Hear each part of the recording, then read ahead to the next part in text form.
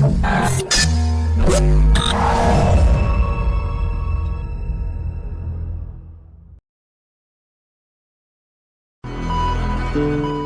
Voice வழங்கும் பலசரக்கு பலதும் பத்தும்.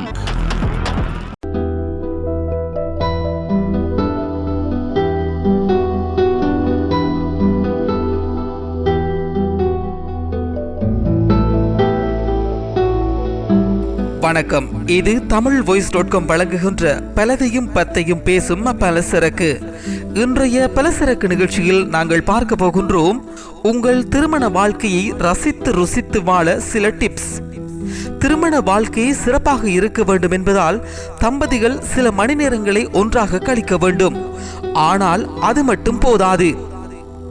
இல்லை, தம்பதிகள் தங்களுக்கிடையில் என்றென்றும் நல்ல உறவை பராமரிக்க பல்வேறு செயல்களை செய்ய வேண்டும். இதில் ஒன்றாக நேரத்தை கழிப்பது திருமண பந்தத்தில் மிக முக்கியமான விஷயமாகும். இதன் மூலம் இருவரும் மற்றவர்களின் விருப்பு வெறுப்புகளை நன்றாக புரிந்து கொள்ளவும் பிரச்சனைகளை ஏற்படுத்தும் விஷயங்களை தெரிந்து கொள்ளவும் முடியும். உறவுகள் குறித்து திரைப்படங்கள் சொல்லும் கதை ஒரு உறவை உருவாக்கி வளர்ப்பது என்பது தொடர்ச்சியான விஷயமாகும். இதற்காக தம்பதிகள் தினமும் செய்ய வேண்டிய சில வேலைகள் உள்ளன. இருவேறுபட்ட உலகத்தைச் சேர்ந்த இரு மனிதர்கள் என்று புரிந்து கொண்டால் போதும். இதற்கு காதலும் அடிப்படையாக இருக்கும்.